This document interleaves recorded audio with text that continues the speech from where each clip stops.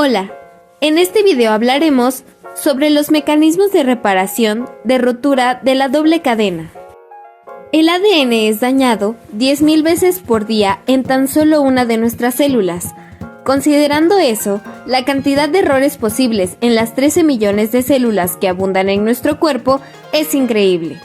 Afortunadamente, nuestras células tienen varios mecanismos para prevenir mutaciones o cambios en la secuencia del ADN. Los errores vienen en diferentes formas. Algunas veces los nucleótidos se dañan, otras veces se emparejan incorrectamente, causando mutaciones y huecos en una o ambas hebras, y pueden interferir con la replicación del ADN o incluso causar que secciones del ADN se mezclen.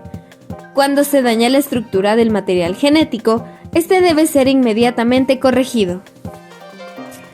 Este daño puede provenir por reacciones propias del metabolismo, fuentes de radiación o exposición a sustancias tóxicas. Sin embargo, hay diferentes formas de reparar el material genético. La elección de cómo se va a arreglar depende del tipo de daño causado, de los componentes disponibles más cercanos o accesibles y si hubo afectación en una sola cadena o en ambas. Pero entonces, ¿qué factores pueden causar una ruptura de doble cadena? Algunos factores ambientales, como la radiación de alta energía, pueden causar roturas en la doble cadena del ADN. Este es el tipo de daño al ADN que se relaciona con la historia del origen de los superhéroes en los cómics y con desastres como Chernobyl en la vida real. Afortunadamente, existen las ADN polimerasas, que son las enzimas que forman el ADN en las células. Durante la replicación del ADN, la mayoría de las ADN polimerasas pueden revisar su trabajo con cada base que añaden. Este proceso se llama revisión. Si la polimerasa detecta que ha agregado un nucleótido equivocado, lo quita y reemplaza enseguida, antes de continuar con la síntesis del ADN. ¿Cómo afectan las roturas de doble cadena de ADN? Las roturas de la doble cadena suelen ser peligrosas debido a que la mayoría de las veces pueden perderse segmentos de cromosomas si la fragmentación no se repara. ¿Cómo se repara este daño? Existen dos vías que participan en la reparación de roturas del ADN de doble cadena. Una es la vía de unión de extremos no homólogos y otra es la de recombinación homóloga. La unión de extremos no homólogos es el principal mecanismo de reparación de las roturas de doble cadena, en donde los dos extremos rotos de un cromosoma simplemente se vuelven a pegar. Es denominada no homóloga porque los extremos rotos son directamente ligados sin la necesidad de una cadena molde, como sucede en la recombinación homóloga, la cual requiere una secuencia para guiar la reparación. La ADN polimerasa, después de realizar su proceso de operación en la síntesis, detecta que existe una rotura de doble cadena. Esta provoca que queden dos extremos de ADN libres, sobre los cuales se une un complejo denominado DNA-PK, formado por tres subunidades, la proteína quinasa de ADN y dos subunidades, Ku70 y Ku80. Estas se unen a los extremos y además reclutan a otra proteína llamada Artemis, que es una nucleasa que procesa y mantiene unidos los extremos. En esta unión interviene otro complejo formado por la proteína de reparación de ADN XRCC4 y ligasa 4. Estas sellan la unión y al final tenemos la molécula de ADN otra vez unida, habiéndose con el defecto de haber perdido algunos nucleótidos.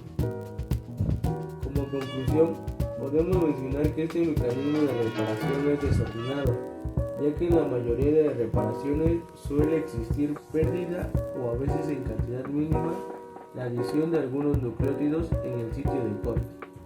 Por lo tanto, la unión de extremos no homólogos podría ocasionar la aparición de algunas mutaciones cromosómicas a nivel estructural.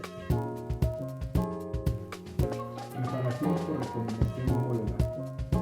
¿Qué es? Es una manera precisa de reparar las rupturas en ambas cadenas del ADN.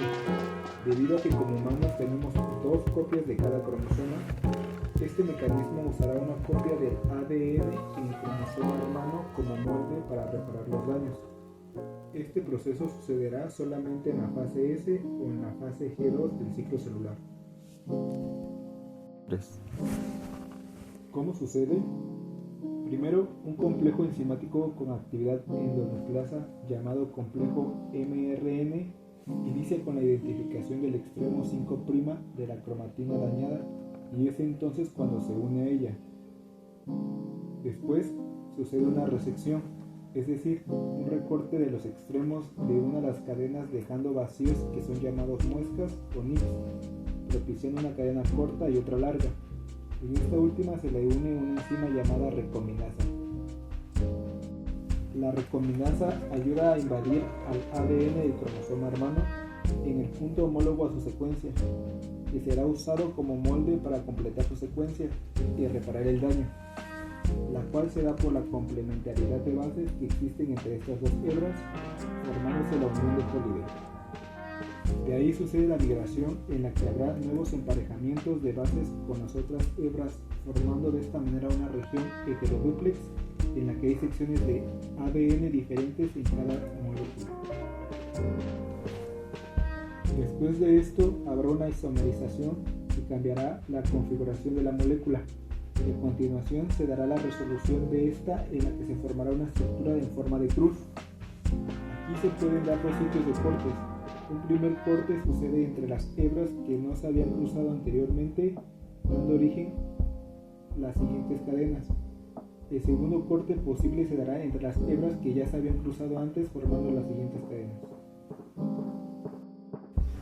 Y al final podemos llegar a la conclusión de que las rupturas de doble cadena en el ADN representan una de las lesiones más peligrosas para las células humanas, ya que pueden provocar su muerte o generar reordenamientos cromosómicos que inicien o contribuyan al desarrollo tumoral. Las rupturas de doble cadena se pueden deber a la radiación y por moléculas reactivas, como los radicales libres. Recordemos que una completa incapacidad de repararlas conduce a una letalidad celular. Es por eso que la capacidad de reparación del ADN es vital para la integridad de su genoma y por tanto de su funcionamiento normal y del organismo. En su secuencia de nucleótidos se encuentran las instrucciones necesarias para construir otros componentes de las células, como las proteínas y las moléculas. Esperamos de antemano que esta información sea útil para ti.